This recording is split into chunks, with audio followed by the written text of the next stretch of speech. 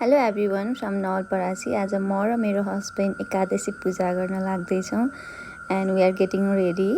अनि उहाँ चाहिँ अलिकति बिजी हुनुहुँदै थियो, गेम थियो नेपालको आज, अनि मैले चाहिँ अलि छिटो गरौँ भन्दै थिएँ।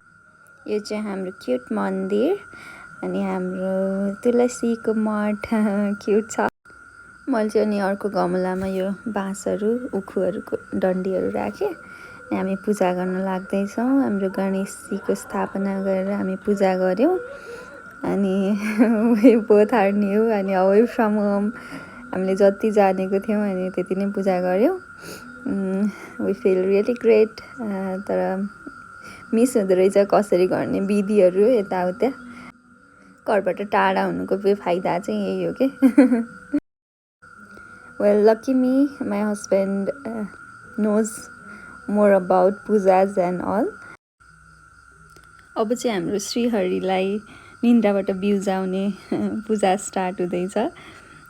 श्रीहरि अर्थात् विष्णु चाहिँ हाम्रो पुराण अथवा धर्मशास्त्रको अनुसार चाहिँ असार शुक्ल एकादशीबाट निन्द्रामा शय्यामा विश्राम गरेर अनि अहिले आजको दिनमा चाहिँ जाग्नुहुन्छ भन्ने परम्परा रहिआएको छ। अनि त्यही अनुसार चाहिँ अब आजको दिनमा उहाँ उठ्नुहुने भएकोले चाहिँ हामीले आजको दिनलाई चाहिँ हरि बोधनी एकादशी भनेर चाहिँ भनेका हौँ। बोधनी मतलब चाहिँ निन्द्राबाट जागा हुने भनेर। भगवान् विष्णुलाई जगाउँदै गर्दा हामी एउटा श्लोक पढेर हामी जगाउने गर्छौँ, जसको मतलब चाहिँ हे भगवान्, हे गोविन्द भगवान्, हजुरले निन्द्रा छोडेर उठ्नु पर्यो किनकि हजुरको सुताइमा संसारै सुत्छ र हजुर जागा हुँदा यो चराचर जगत ब्रह्माण्ड नै उठ्छ, अत जगतलाई जगाउन हजुर जागा हुनु पर्यो भन्दै हामी चाहिँ भगवान्लाई, श्रीहरि हाम्रो श्री विष्णुलाई उठाउने प्रयास गर्छौँ।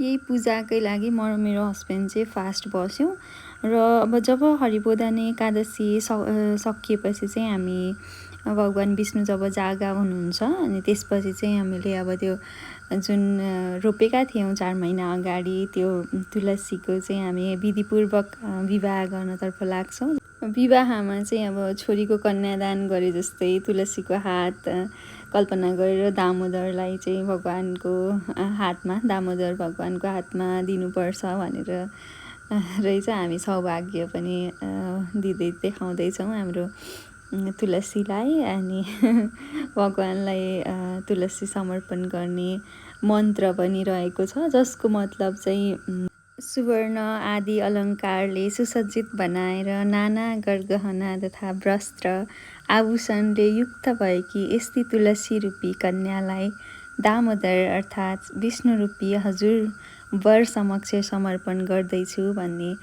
हाम्रो मन्त्रको चाहिँ भाव रहेको छ।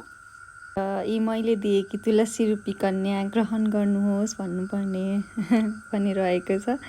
तुलसीको हात सम्झिएर विष्णुमा स्पर्श गराउनुपर्छ। हामी चाहिँ पूजा गर्दैछौँ। यो तुलसी दान गरेकोले मैले मोक्ष पाऊँ, मैले तपाईँ तुलसी मेरा चारैतिर हुनुहोस् भनी प्रार्थना पनि गर्नुपर्दछ।